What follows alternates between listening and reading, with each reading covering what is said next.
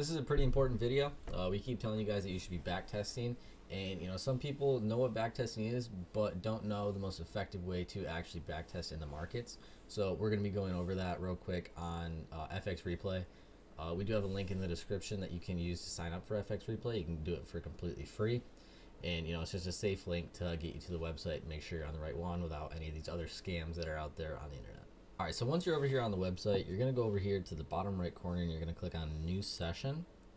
All right, you can, name your session, say whatever you want, and your account balance. Now, for me personally, this account balance doesn't really matter. I don't actually place the trades, within FX Replay. I just kind of do it in my head and kind of realize, where I'd be entering, where I'd be exiting, my rules, stuff like that. I feel like it's just a more effective way, a little less time consuming, stuff like that. But then you're going to come down here to where it says assets. And for us, we trade indices, NASDAQ, and US 30. And then once you choose your assets, you don't really have to worry about the chart layout too much. You're just going to come down to your initial date. And these are the dates of data that you want to backtest, right? You can do January 1st here, and then put this as your start date. Come over to your end date, put January 31st. And then, after that, you can just create your session. All right, once you've created your session, if it doesn't automatically pop up, you're going to come over to the left-hand side here and click on the 3 lines.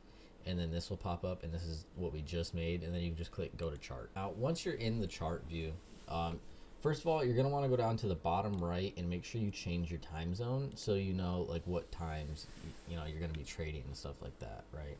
That's one of the more important things that a lot of people seem to forget about.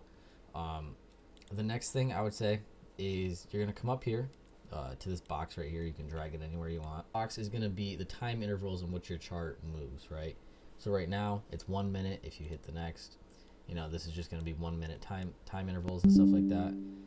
So finding next market open, right? I would just stick to the hour, fast forward to the next market open. Now that we're at 8:59, I'm going to switch over to the 30 minute, just hit it once. And then right here, 9:29, right before market open. Now I'll switch it back to the 1. Then this is going to be the chart view right before market open. Now you can come up here and just, adjust your custom interval and what you're looking at the chart. So your 5, your 15, stuff like that. And then this is just going to be your chart preview for this day right before market open, okay? Now you're just going to look at this chart. Obviously price is a little weird this day, but you would just, look at this chart, mark up what you would normally mark up. I'm just going to go ahead and do that real quick. So once you get this markup, you would just kind of analyze like you would do every other morning. Treat this exactly like you would on a trading day, right? Obviously, you're not going to be, risking your own money here. You're just kind of going to go through it in your head, but you really should treat this, as if you're actually live trading, because we've talked about this before. The best way to get the most market experience as quickly as possible is through this back testing, because, you can see how the market moves, what it'll do differently, and things that you can adjust without only being able to look at 5 hours worth of market data in a week. So if we have all this marked up and we just keep going through, we see we pushed below a little bit, kind of retraced up in this area.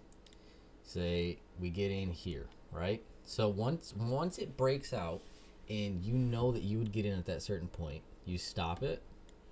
You say, all right, in your head, I'm going to get in right here. If I got in right here with my rules, what would this do and what would happen, right? So as you can obviously tell within this 1 minute, it's already pushing down to our take profit. But then we just see if we go to the next minute, then we hit full take profit, right? It's very simple to do. And then the next thing I would do personally is go write it down, stuff like that. So you can keep track of things like your win rate, what you're up, what you're down, stuff like that. And then you can just sit here for a second afterwards and analyze what went right in this trade. What happened during this day where I'm taking this trade, in this one specifically, we're going to be pushing down to the upside a little bit, and then a strong push through the support zone. And then we hit a 1 to 2 pretty quickly.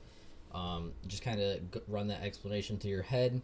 Again, write everything down so you can track your win percentage, stuff like that, and then move on to the next day.